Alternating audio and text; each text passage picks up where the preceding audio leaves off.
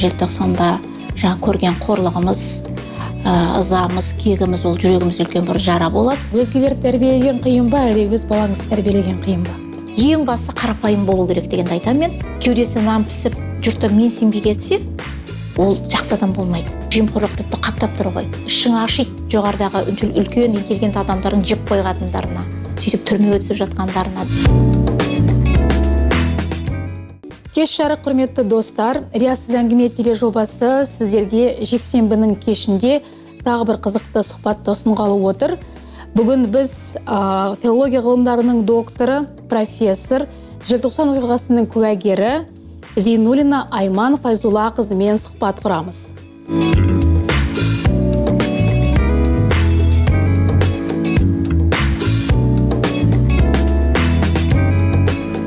Айман Файзулла қызы, қош келдіңіз.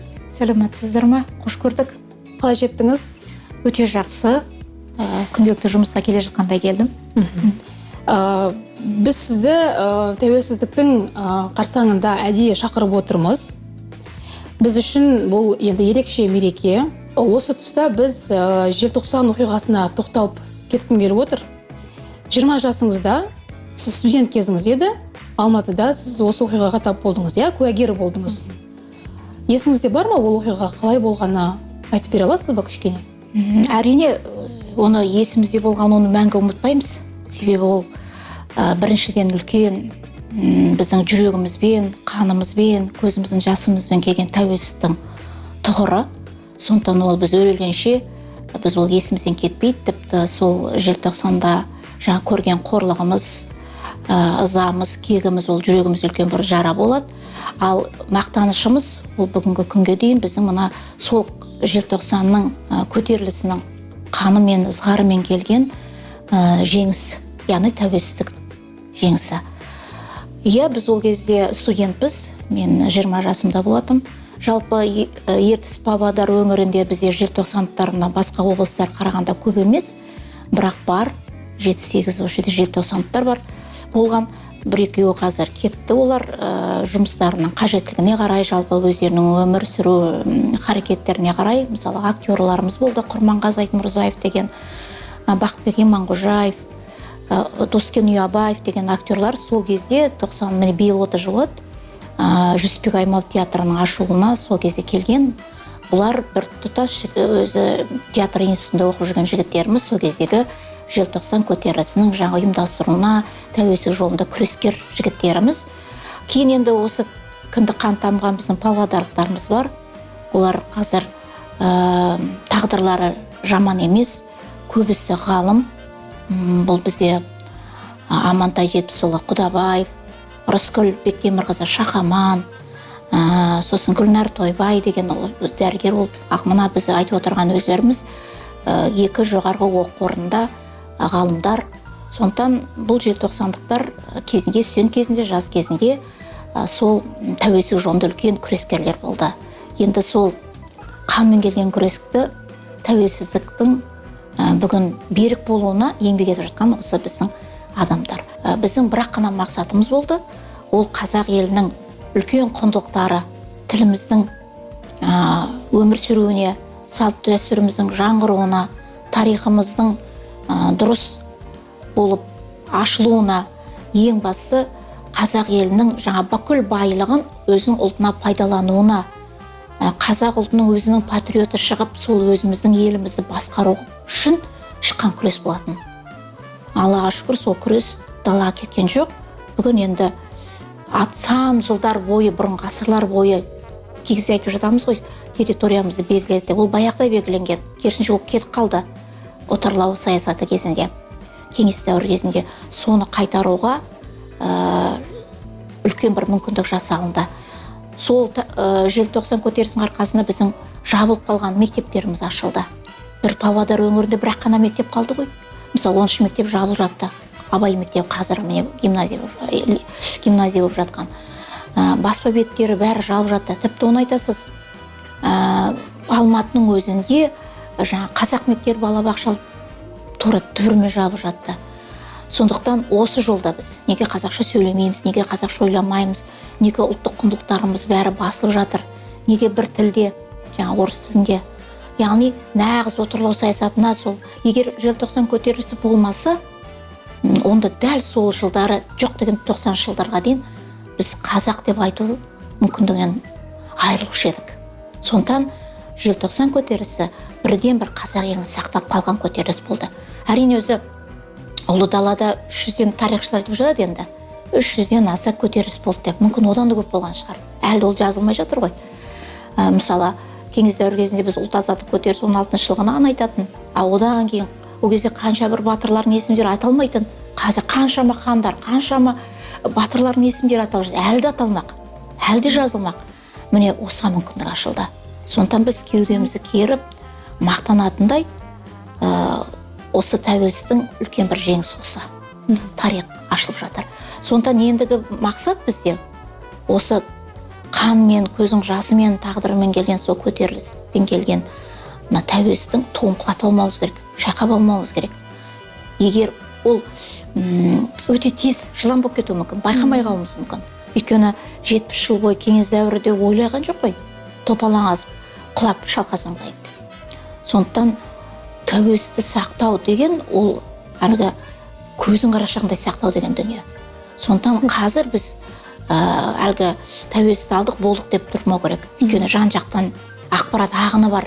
Қазір ақпараттық соғыс болып жатыр. Қазір міне өзіңіз көріп отырған індет болып жатыр. Осының өзі ұлтты жойып жіберу қаупі ол түк емес болып қалуы мүмкін. Сондықтан осы жолда күресуіміз керек. Жақсы, керемет.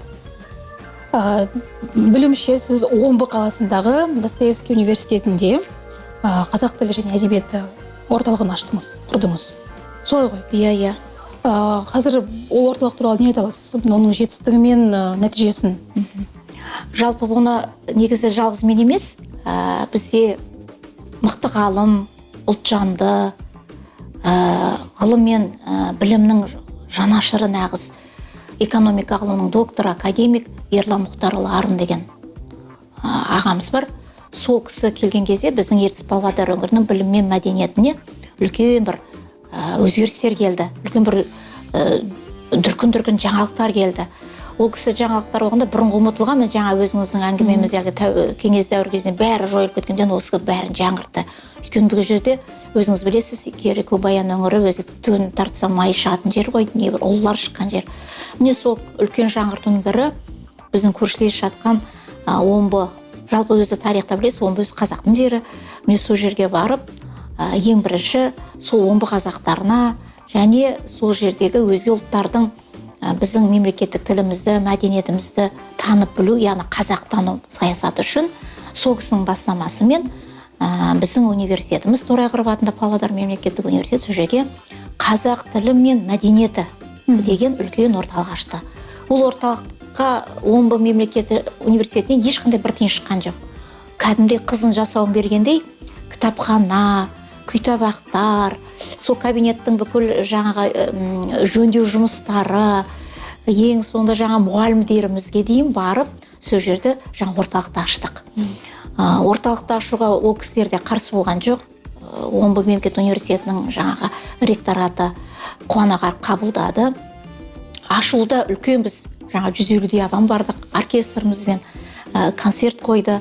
Үлкен жаңағы қазақ, орыс тілінде, әсіресе қазақ тілінде басымырақ дәрістер оқылды. Соған үлкен бір мереке болды. Біздің ұлттық тағамдарымыз, олар тұрады жаңағы біледі ғой, бірақ қазғарта, бауырсақ, құртымыз, жентіміз сол жерде жасап жіберіп, содан дәм татқыздық. Сөйтіп біздің орталығы ашылды. Осы күнге дейін айына бір рет, 2 рет біздің мұғалімдеріміз тегін барып, сол кісілерге сабақ береді. Яғни біздің қаржы немізді, бүкіл жаңағы еңбек немізді, жолын ақымызын бәрін өзіміздің университетіміз көтереді. Яғни олар тек қана аудиторияға өздерінің оқушыларын, студенттерін, аспиранттарын, магистранттарын бір қызығы сол жердегі өнеркәсіпте немесе жай ғана жүрген әлгі ешқандай қатысы жоқ адамдар қазақ тілін сыйлайтын, мәдениетін танысқысы келетін адамдар аудиторияға жиналады. Яғни әртүрлі адамдардың келуімен, әрине негізі бізде ол жерде аспиранттар мен магистранттар, өзіміздің сол жерде қазақ балалары, көршілес Петропавловск мен Көкшетау және өзге ұлттың адамдары.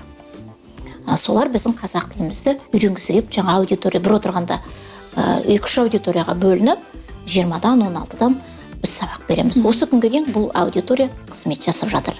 Яғни беріп жатқан жемісі бар. Әрине міндетті түрде бар. Тіпті ол жердегі 1-2-3 баламыз осыдан бір 5-6 жыл бұрын әлгі академиялық мобильдік жағдаймен балалар бізге келіп, біз тіпті өзіміздің тарих мамандығы бойынша, мәдениеттану мамандығы бойынша омбының да оқып жүрген студенттеріміз мұнда тіпті келіп оқып кетті. Яғни біздің Павлодардың да қаншалықты білім беру траекториясының мықтылығын, біліктілігін олар тіпті мен мына нәрсені білгім келіп еді, осы жерден алдым. Кітапханаларыңыз мықты екен, университетіңіз керемет екен, Павлодар қандай әдемі қала деп ан жаққа барып, тіпті олар өздерінің студияларында хабар жүргізді. Сол хабарға мен де шақырып, кейін біздің Павлодар күндері болды. Ол кезде Нұржан Кемелұлы Әшімбетов әкім болған қаланың. Сөйтіп біз ол кезде енді Орысариев болды, Арна Мангелдіұлы. Сөйтіп біз тіпті 3 күн бойы 3 күндік декадамыз өткіздік. Омбы Павлодар арасын. Бұнда да біз Омбы мемлекеттік университетінде осы орталықтың қызметін көрсетуге тырыстық. Керемет.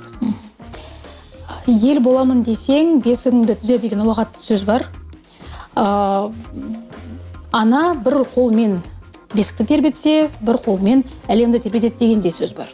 Дұрыс айтасыз. Осы тұрғыда сіздің бастамаңызбен ашылған Қыз жебе клубы жұмыс жасайды. Дұрыс. Сол клубқа тоқталсақ, клубтың ерекшелігі неде? Оның бағыты қандай? Жалпы бұл Қыз жібек клубының тарихы өзі әріде жатыр. Бұл клуб мен өзім оқыған Алматыдағы қазір енді ұлттық университет, Қазақ қыздар мемлекеттік университеті кезінде сол жерде ол ашылған болатын. 80 жылдары біз оқып жүрген кезде. Ол клубта көбінесе біздің енді Жимпиде білесіздер, бір жігіт жоқ, 7000-нан аса қыздар болады. Қазір де сондай өзінің сол титулын ұстап тұрған керемет мына қазақ қыздарының, қазақ аналарын болашақ, қазақ әйел енелерінің, қазақтың қыздарының интеллигенциясын дайындайтын үлкен ұя. Сондықтан мен оны мақтан тұтам, сол университетті бітіргеніме, Педагогика институты. Мен сол жерде ол Қыз жібек клубы болған. Сол клубтың мақсаты біздерді тәрбиелеу, жан-жақты өнерге, үй жағдайына, білімге. Мен сол мына кейінгі кезде клубтар ол басқа республикамыздың өңірлері мүлдем болған жоқ. Сол Гүлшара Әбдіқалықованың келуімен, елбасының айтпақшы бастамасымен әрбір жоғарғы оқу орындарында Қыз жібек клубы ашылу керек болды. Сондай нұсқау болған. Мен сол нұсқауды орындау мақсатында Гүлшара Әбдіқалықова біздің Павлодар мемлекеттік университетіне келіп, сол бұйрықпен біздің университетте Қыз жібек клубы ашылды. Сол клубтың ашылғаннан кейін оның жетекшілігіне мені қойды. Клубтың өзінің концепциясы бар, өзінің жоспары бар, жыл сайын ректормен бекітіп отырамыз. Және бұл клубта біз 3 бағытта жұмыс істейміз. Біріншісі жаңағы бұқаралық ақпарат құралдары арқылы, яғни мына қыздарды тәрбиелеуде қандай тақырыптар бар, қандай материалдар бар, соны газет, журнал, телевидениеге шығарып отырамыз. Екінші бағыт бұл ғылыми бағыт. Қазақ қыздарының тәрбиесі жөнінде диплом, магистрлік, тіпті докторлық, PhD докторлыққа қандай зерттеу жұмыстарын жасау керек. Тақырыптар береміз. Яғни қазақ қыздарының анау арғы батырлары, Томиристен бастаймыз, содан ел басқарудағы үй бас, жаңа өзіңіз айтып отырған қазақ қыз келіншектерінің көркем әдебиеттегі бейнесі деген сияқты тақырыптар. Яғни бұл ғылыми бағыты. Үшінші бағыт таза практикалық бағыт. Бұл енді сол қыздарымыз қолына не келеді өзі, не істей алады, не істеу керек деген осындай 3 бағытта біздің жоспарымыз бар. Аллаға шүкір, біздің қыздарымыз өте белсенді. Біздің клубтың жаңа Павлодардағы, енді басқа Өскеменде бар ол клуб, Атырауда бар, басқа жоғарғы оқу орындарында істеп жатқан хабарым шамалы. Осы 3 жоғарғы оқу орын бізде байланыс жасап тұрамыз. Өйткені клуб ашылған кезде біз сол жаққа барғанбыз, ашылуына лентасын қиған. Мен өзім Өскеменде Сәрсен Аманжолов атындағы мемлекеттік университетінде бір өзара байланысымыз бар.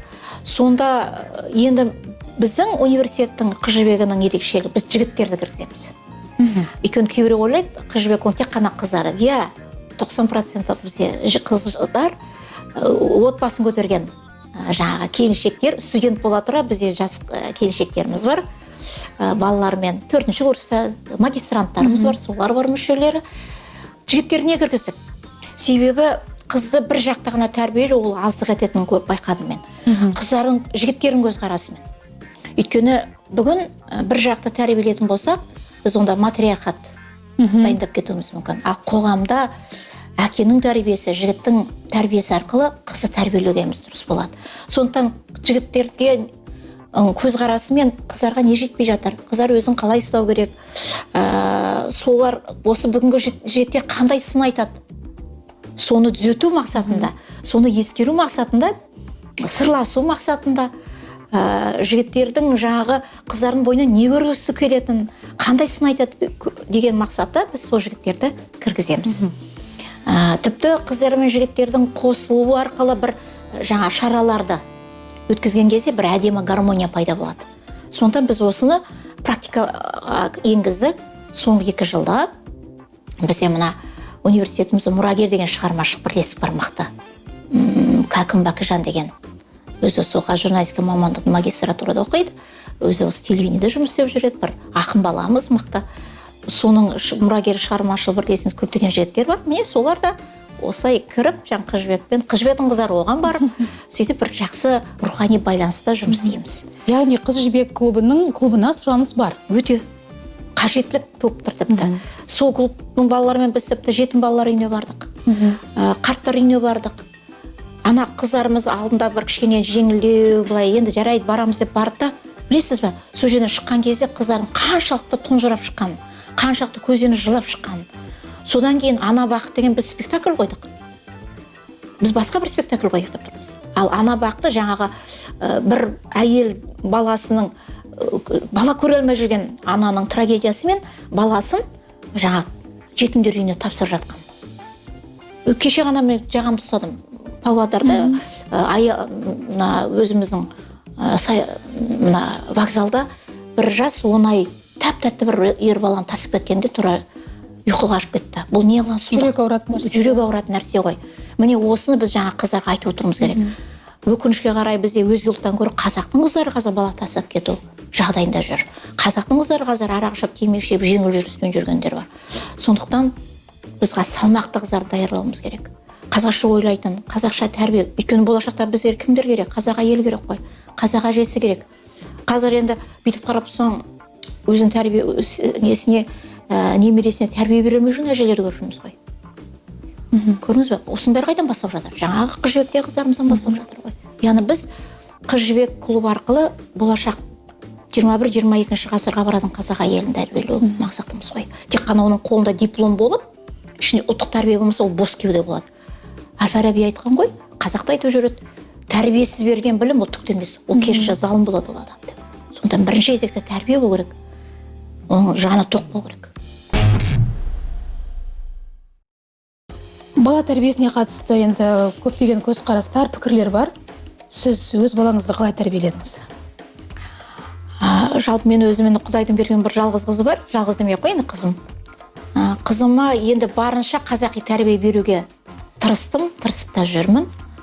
Себебі бұл енді бірінші мен енді қызым менің кемпір шалдың тәрбиесін көргем. Мен өзім де ата әженің тәрбиесін көрдім. Жалпы біз қазір осығанда жұмыс істеуіміз керек. Ол енді әрине мен оқимын деп таза кемпір шалды тасып кеттім. Ал енді екі жақты көрген дұрыс болады. Ата әжесін де, ата ананың да. Сондықтан менің қызым Әйгерім кенде болған жоқ қазақ тәрбиесін. Әлі осы күнге дейін айтып отырамыз. Сондықтан мен бүгін мақтанып айта аламын, оның қолынан бәрі келеді. Тамақ та даярлай алады, қазақтың ұлттық тағамдарын да даярлайды. Қазақша айтқан кезде бір қонақты күтіп, өзінің жаңағы үлкен адаммен де қазақша айтқан кішкентай баладан еңкейген қарияға дейін соның бабын таба алатын қыз тәрбиелеп жатырмау деп ойлаймын. Тәрбиеледім-ау деп. Сондықтан қазір өзіне айтам, өзіңе сай, жаңа қазақи тәрбие алған, көңілі дұрыс, рухани бай адам тапса, күйеу бала тапса, әрине мен оған қуаныштымын. Әрине бүгінгі заманға сай білім алу, бір жақты болып қалу, ең басы қарапайым болу керек дегенді айтам мен. Өйткені кеудесіне нан пісіп, жұртта менсінбей кетсе, ол жақсы адам болмайды. Өзінің әр нәрсенің өзінің орны болады. Доза дейді ғой. Қарапайым болды деп тіпті әлгі түсіп кетуге болмайды. Екінші, адал болу. Адал еңбек ету. Өзінің қызметіне адал беріліп жұмыс істеу. Үстірт жұмыс істейтін болса, одан ешқандай нәтиже шығады. Яғни жүрекпен жұмыс істеу керек. Беріліп жұмыс істеу керек, және кәсіби болу керек. Өйткені өзінің жұмысын білмеген адам, мысалы былай мен өзім сол принципті айтам, білдім деп айтпай ешқашан. Білуім керек, білгім келеді деу керек. Болдым, білдім, толдым дейтін адамда түкті болмайды, ол сонымен тоқтап қалады. Сондықтан бүгін қазір қанша жақсы қазақ кітаптар шығып жатыр, жақсы әдебиеттер шығып жатыр. Ойбай, мына дүние шықты, мына мысалы алысқа бармай қояйық, міне сөздің ортасына кіргізіп кетейін. Кеше ғана ел президенті Қасым-Жомарт Тоқаев осы мына пандемия деп жатыр, пандемия жалпы мынандай кітаптарды оқу керек деп кеше керемет кітаптардың тізімін берді. Мысалы өзіміз оқыған кезде Абай жолында Құнанбайдың образы басқа жолмен берілген. Ол нашар, қатыгез, түкке тұрмайтын, сондай бір адам сиқына келмейтін бір. Мен ұстазыма рахмет айтқым келеді осы эфирді пайдалана отырып. Мен бүгін әдебиетші филолог болсам, бірден бір мен ұстаздарым арқасы. Рымтай Омарқызы Рысбаева мектепте, Рахима Омарова Рысбаева деген, Айтжамал Төлеубайқызы, Аубакирова, университет жүргенде Исаев Сейбек Мұхамеджарұлы, не бір керемет плеяда ғалымдар болды. Серік Қирабаев академик. Сол кездің өзінде Құнанбайды ол кісілер сонша жамандамайтын. Ал енді қазір Құнанбайдың тұлғасын көрсететін керемет 2 кітап шықты. Ерлан Садықовтың, Ену университетінің ректоры Тұрсын Жұртбайдың. Міне соны ұсынып жатыр қазір. Сондықтан оқитын дүние өте көп. Уақыт жете ме деп айтсаңызшы. Сондықтан мен айтам, қазір болдым, толдым деген дүние емес, енді басалып жатыр. Үшінші, ұлттық тәрбие. Мен осы үшеуін міне, яғни қарапайым болу, білімді болу, үшінші, ұлттық жанашыр патриот болу өз ұлтыңа. Міне осы үшеуі тоғысса, керемет тәрбие болады. Керемет тәрбие болады. Қалай енді өзгелерді тәрбиелеген қиын ба, әлде өз балаңызды тәрбиелеген қиын ба? Жалпы мен екеуіне де қиналмаймын, екеуіне де айтып отырамын. Әрине бөліп жармаймын да, өйткені ол балам өзім балам, бірақ жастың кезінен гөрі мен енді ол балама жас кезіндегі тәрбиені әжесі мен атасы берді. Сонда мен кейбір жерлерде мен оны бір жағдайларда болды, маған Айман дейді. Мама дегеннен гөрі. Өйткені оның мамасы менің шешем болды да. Қазір енді сондықтан мен ойлаймын, ұстаз ретінде тәрбиені жұрттың баласына. Сондықтан қай жерде бір жерде кешіп қалып жатсам, мен қазір оны қуып жетуге тырысамын. Бірақ дегенмен де сол үйге де беретін тәрбие, сыртқа да беретін тәрбие бірдей деп есептеймін. Өйткені мынадай бір қызық болады, кей кезде екеуміз тамақ дайындап жатқан кезде, немесе екеуміз әңгімелесіп жатқан кезде, жаңағы студенттермен магистрантта оқыған дәрісі оған да оқып кете беремін. Өйткені сол мұғалімдік бәрі қалып қояды. Мына материалды қарадың ба, бүгін бізде мұндай сабақ болды, сен оны білесің ба деген сияқты бір. Сосын екеуміз сол жаңа әдеби немесе тілдік, не болмаса сол философиялық, немесе тарихи, немесе қоғамда бір көзқарас екеуміз бір-бірімізге айтып, сол тамақ ішкенше немесе белгілі бір жағдайларға жеткенше соны дәріс оқып кететін жағдай. Сондықтан мен өзіме де баламда да сыртқа да тәрбиені, әрине ол бір жерде аз, бір жерде көп болуы мүмкін. Сондықтан бірдей беруге тырысасыз. Бірдей беруге тырысамыз. Адамның адам болуына негіз болатын ата-анасы деп айтуға болады, ата-анасы. Сіз өзіңіздің ата-анаңызға тоқталып өтсек. Менің ата-анам, ата-анаммен мақтанамын, оның атақ даңқын емес. Мысалы, менің қызым кей кезде әзірде мен профессорның қызымын ғой деп.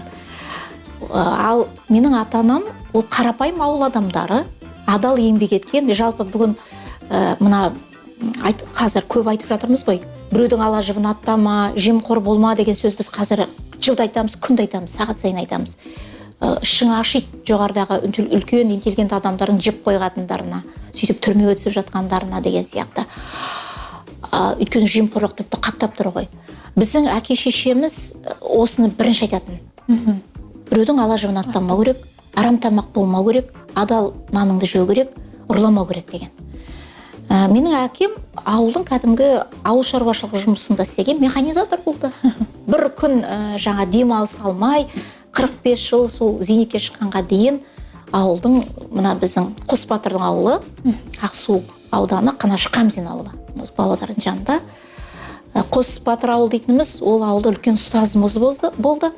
Социалистік еңбек ері Мәжен Қалыбеков деген. Көрдіңіз бе, екі батыр, екі еңбек. Біреу Совет одағының батыры Қанашы Қамзин, екінші еңбек ері. Біз сол ауылда тәрбие алдық. Міне сол ауылда менің әкем еңбек етті. Анам қолына келген кезде жаңа бізде ауылымызда жұмыстар болды, әскери жұмысқа байланысты. Екіншісі, сосын үй шаруасында айналысқан, жаңа біздің бабымызды тауып тамағымызды дайындайтын қарапайым отбасы болды. Бірақ қарапайым отбасы болғанмен, жаңадай біз ұлттық, әкелік, аналық тәрбиені біз 100% көрдік. Тамағымыз тоқ, көйлегіміз көк, қазақша айтқанда кәдімгі бір кеңес дәуіріндегі бір отбасының. Әрине өмірде қиыншылықтар болды да, мен өз басымнан өтті енді. Бірақ соның бәріне шыдап кетуге бір кейбір сындарлы жағдайларда аман есен шығуымызға адам ішкі сол әке шешеміздің, еліміздің, ауылымыздың, өйткені біздің ауылымызда жақсы адамдар болды, жақсы ұстаздарымыз болды. Мынау сондай ағамыз деп сыйлайтын ағаларымыз болды, мынау сондай апаларымыз дейтін апайларымыз болды, ел болды. Өйткені ол ауылда 14 ұлттың адамдары болды. Жаңағы ұстазымыз біздің тілімізді ұмытпауға үлкен еңбек сіңірді. Мысалы, аралас мектепте оқыдық, бірақ түске дейін орыс мектеп, түстен кейін қазақ мектеп оқитын. Сонда мен қазір ойлаймын, тегінде сосын біздің мектеп директорымыз орыс балалармен араласып тіліміз шұбырланбасын деген. Өйткені түстен кейін бітірген, қазақ класын бітірген балалар керемет қазақша сөйлейді сол ауылдың балалары. Мысалы, Ламбриан Тапусовты қараңыз, атақты журналистім, біздің ауылдың баласы, менің көршім болып тұрды. Сол судай қазақша шықты. Неге? Сол кезде сол мектептің директоры тегінде біздің жаңағы ойлауымызға, қазақша сөйлеуімізге араласпасын деген сияқты бір саясат болған сияқты. Және біздің ауылдың тәрбиесі керемет болды. Мына жағында неміс, мына жағында сыған, мына жағында молдова, мына жерінде шешен. Сөйте тұрып, өз ұлтымыздың әр ұлттың дәстүрін сыйлай отырып, біздің қазақ тілінің сақталуына да үлкен мүмкіндік жасалынды. Сонда мен ауылыммен мақтан тұтамын. Ауылымның әрбір ағашы мен үшін ыстық, әрбір қурайыстық. Сонда мен ауылға қуанып барам. Сол ауылымда бір жақсылықтар болса қуанам, мақтанышпен айтам. Тіпті ол кісілер де сол біздің жетістіктерімізді бағалап, былтыр мені Ақсу қаласының құрметті азамат деген атақ берді. Сонда мен осы эфирді пайдалана отырып жерлестеріме, аудан басшыларына, өзім ұлы мектебім, ұлы ұяма басымды иіп, алғысымды айтамын. Құттықтаймын.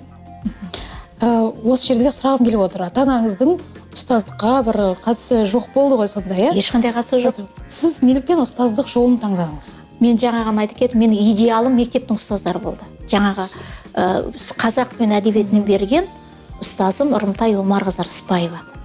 Ол кісінің бір сабағы, әрбір сабақ театр. Мысалы, біз қазір айтамыз, кей кезде бір мына кітап, романды оқыңдар, мына повесті оқыңдар деп жатамыз ғой. Немесе ол кісінің бір екі қана методикасын айтайын. Біз жазғы каникулға кеткен кезде қорқып кетеміз. Сентябрьға келгенде қорқып келеміз. Неге? Ол кісі үлкен тізім береді оқуға. Мұншама әдебиет, мұншама роман, мұншама повесть. Мысалы, 10 классқа келетін кезде біз 10 классын бүкіл роман, повестер мазмұнын біліп келіп отыратынбыз. Оны оқымай көр. Сосын оқыдың ба деп сұрамайды ол кісі. Мысалы, бір ғана сюжет. Классқа кірген кезде, мысалы, Бейімбет Майлиннің Майдан пьесасы. Қазір соны бағдарламадан алып тастапты. Сонда жаңа үстіне бір орамал тасай салып, жаңаға Пүліштің образында кіріп, оны Пүліш екен біз білмейміз. Бүгін білеміз. Класстың жаңа старостасы ертең Бейімбет Майлин екен біледі, соның портретін, бүкіл шығармаларын жаңа стенд тұрады, соған іліп қоямыз. Оның шығармалары, жаңа пьесалар деп отырамыз. Жаңа мұғаліміміз кіріп келеді, біреудің диалогымен кіреді. Біз білуіміз керек оны. Ол қай романнан алынды, кімнің образы екен. Ол солай тексеретін. Керемет. Көрдіңіз ба? Екінші бір методикасы. Ол бір оқиғаны керемет бір образға кіріп айтады. Мысалы, Бандыны оған Хамид. Сол Хамидтің жаңа байланып неде жатқан кездегі әлгі қолға түседі ғой. Соны айтып жатқан кезде, ал Айман, арғар еміне болды. Біз сол образға түсіп айтып кетуіміз керек. Айтпай көр, неше сен оққан жоқсың. Көрдіңіз бе? Жаңағы мектеп директоры Мәжен Қалбешев бізге мәнерлеп оқуды. Ана ереуіл атқа ер салма, ең көк жер шалмай деген қайда? Соны ол сол дауыспен жаңағы аттың үстіне отырып келе жатқан. Соны сен бере алмасаң, ол кісі 2 ақпаға болды. 5 және 1 деген. Ал мәнерлеп оқу. Міне көрдіңіз, осындай ұстаздар. Сонда бір үлкен бір әлем ол. Сон математикадан беретін, физикадан беретін, тарихтан беретін мұғалімдарымыз. Мысалы, географияны мен осы күнге дейін керемет сол географиядан беретін мұғалімнің арқасында қазір уақытымызға қарай әлемнің біраз жерлерін шарлауға тура кетті. Сонда сол география көз алдыма елестейтін. Өйткені мұғалім географиядан беретін оқытпайтын, географияны сөйлеттіріп отыратын. Ана ел, мысалы Италия елін бару үшін соның төл қалаларын жаттаймыз. Ол қандай формада тұр, жанында қай қала. Мысалы айтайық, Милан қаласы болса, оның жанында қай қала орналасқан, қандай көл, соны жаттататын. Міне ғажап. Қолында бор, қолында жаңа тақта, кітап арқылы бізге сондай біліп. Сонда мен кеңес дәуірінде алған білімді өте жоғары бағалаймын. Ол мұғалімге байланысты. Қазір кейбірде болады, бәрі бар ғой. Интернетінде бар, компьютерінде бар, проекторында бар. Бірақ кей кезде мұғалімдер сол сабақты бере алмай жатады. Түсіндіре алмай жатады. Сондықтан мұғалім талантты болу керек, өте білімді болу керек. Мына ыдысқа салатындай қылып, тәтті қылып беру керек. Сондықтан осындай мұғалімдерден білім алғаннан кейін мен ұстаздық жолды таңдадым. Бағыма қарай, сол ары қарай да білім алған кезде де институтта да, аспирантурада да оқыған кезде осындай ұстаздар кездесті. Сонда маған қазір басқа мамандыққа ауысасың ба деп тіпті шақырды да. Менің әскери билетім бұл, әскери жауапкершілігім болғанда мені ішкі істер министрлігіне, ұлттық бір мына қауіпсіздік комитетіне, әкімшілікке шақырды. Барып та көрдім. Бірақ ішім қаламайды. Мен қосымша жұмыс ретінде жасайыншы, бірақ мен ұстаз болуым керек. Алдымда шәкірт отыру керек. Мыналай сөйлеуім керек. Қазір мен сізге интервью беріп отқан сияқты, мен қазір сезініп тұрған жоқ, мен қазір дәріс оқып кеткен сияқты өзімді арқам ұстап кетті де. Сондықтан қайрадан осы мамандықты ауыстырасыз ба десең, ешқашан да ауыстырмаймын. Өйткені ұстаздық ұлық іс, ұлы іс. Еңбек өтіліңіз қазір сіздің 30 жылдан асады. 33 жыл болады. 33 жыл. Қандай үлкен уақыт. Осы уақыт ішінде сіз журналистика факультетінде басқардыңыз, меңгердіңіз. Осы тұста мен журналистикаға қатысты сұрақ қойғым келіп отыр. Журналистерді дайындау бағыты, форматы бүгінгі заманауи кезде мынау заман талабына сай өзгеру керек па? Жалпы кезінде журналистер дайындау 2 жерде болған. Біреу Қарағандыда, солтүстік өңір үшін, екіншісі Қазақ Қарашаңырақ Әл-Фараби атындағы ұлттық университетінде болды. Кейін тәуелсіз алғаннан кейін жан-жақты жоғарғы оқу орындарында журналистика кафедрасы ашылды. Бізде жаңа Ерлан Мұхтар Арынның қолдауымен 2000 жылдары ашылған болатын. Сол 2000 жыл ашылған кезде алғашқы кафедра меңгерушісі өзім сайландым. Оның бір себебі болған шығар. Біріншіден біз институтта оқып жүрген кезде қазір бізде таңғалатыным, мына студенттеріміз бір оқу орнында тұрады, тіпті соған да келмейді ғой. Біз Алматы оқығанда мысалы әдебиеттен Зейнолла Қабдоловты, Тұрсынбек Кәкішевті естиміз, Казгүлге жүгіретіміз, Нұржамал Оралбаеваны тыңдаймыз деп Каспийге баратымыз, тілден үйреніп Жемпейге жүгіріп кететін. Сөйтіп жоғарғы оқу орындарының ортасында біз қай ғалым не оқыды, соған жүгіріп бара беретіміз. Қазір ондай жоқ, бармайды балалар. Мысалы менің дәрісіме, мысалы Бекен Сағындығұлының дәрісіне тағы да мысалы сала бойынша кім баруға болады ғой. Міне сол сияқты Казгуде журналистерді дайындайтын маманда маған, мен енді үш ұқтасы түсінбей келген жоқ, бірақ бір жігіттер бізге әдебиетке келіп жүріп, бүгін журфактың осындай Намазал Омашев деген, Қожакеев деген ғалымдар, журналистиканың аталары, сол кездегі мықты-мықтылары, қазір енді 70-ге келді биыл. Солардың дәрісін оқуға бардық. Міне сөйтіп, мен алғаш рет журналистика әлеміне кірдім. Сол кісілер аудиторияда отырып, журналистика тарихын, классикалық журналистика дейікші, соны ашты. Сіздер жаңа айтып отырсыздар, мына шетелдің журналистері теориялық білім алмайды деп. Білім алады олар. Олар біздер сияқты ауыздарына шайнап сап бермейді. Олар өздері оқиды. Яғни журналистика теориясын өздері оқиды. Көбінесе тәжірибе, көбінесе тәжірибе. Сол тәжірибеде кетіп жатқан қателігіммен неге кетірдім деген дүниені ол өз үйіне барып іздейді, кітапханаға барып. А біздің соның ішінде Қазақстанда қате оны басқаша қойды. Мысалы мінекей студияға келдім, мен газетке барып жаза салдым, микрофонды ұстай салдым. Ал енді оны қалай ұстау керек, жарықты қалай беру керек деген, енді соны қалай жетілдірем деген ол өзін-өзі барып оқымайды. Сондықтан да біз айтатын себебіміз сол, тым болмаса 4 жыл бойы соның теориясын берсе екен деп. Мысалы міне қазір сізге мені шақырып Намаз Омашұлы немесе Барманқұлов кім дегенді сұрағыңыз келсе, немесе мен сізге қарсы сұрақ қойсам, ол сіз практика арқылы таба алмайсыз ғой. Қазақ журналистикасының тарихы деген курс бар. Еше соны оқу керек. Сондықтан 100% жаңағы классикалық журналистиканы алып тастауға мен қарсымын. Тым болмаса 50-50 болу керек. 50 практика, 50 теория. Өйткені өмір бойы бәрі теория болады. Мықты әдебиетші практика болғанмен оның теориясын оқымай түкте жасай алмайды. Сондықтан журналистиканың өзінің белгілі бір тарихы бар, даму белесі бар. Журналистикада үлкен бір концепциялық тенденциялар бар. Сондықтан оны білу керек, оқу арқылы білесіздер. Ал енді Аллаға шүкір, біздің өңірдің журналистері жаман емес.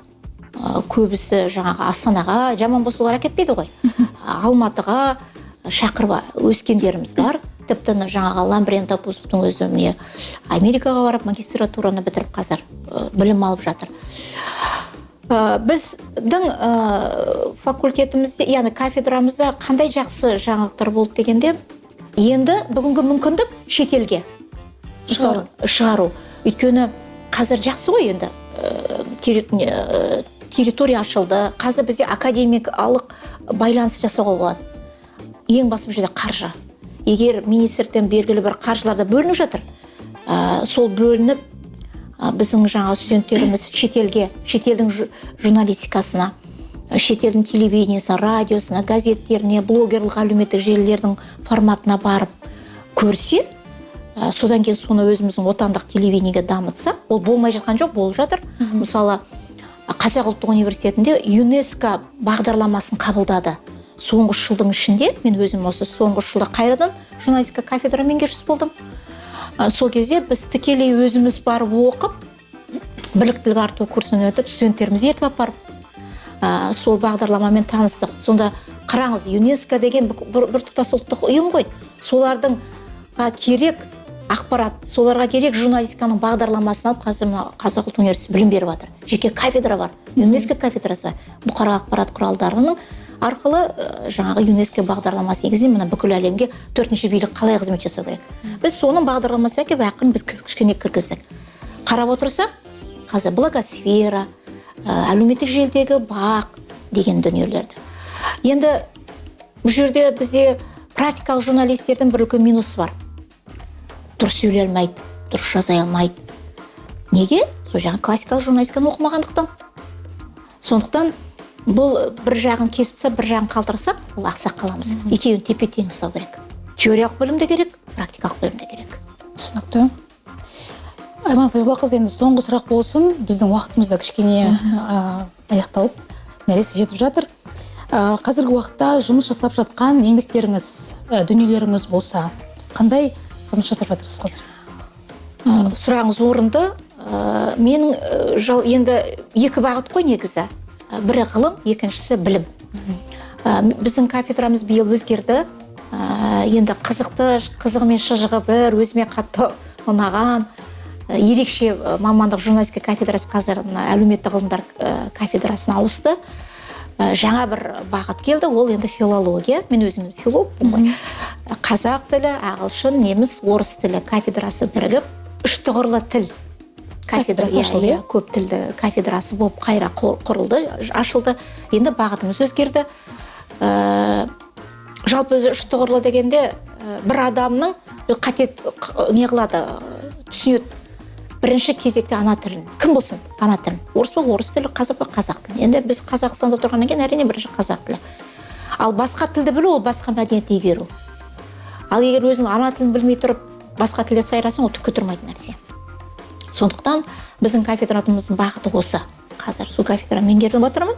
Сондықтан біз қазір көп тілді білім беру саясатын жүргізіп жатырмыз. Мұғалімға да, ғалымдарға да, студенттерге де, магистрант, өйткені қазір TOEFL, болашаққа бару, қазтест тапсырмасаң, қазір болашаққа бара алмайсың, қазтест тапсырмасаң мемлекеттік қызметке өтпейсің.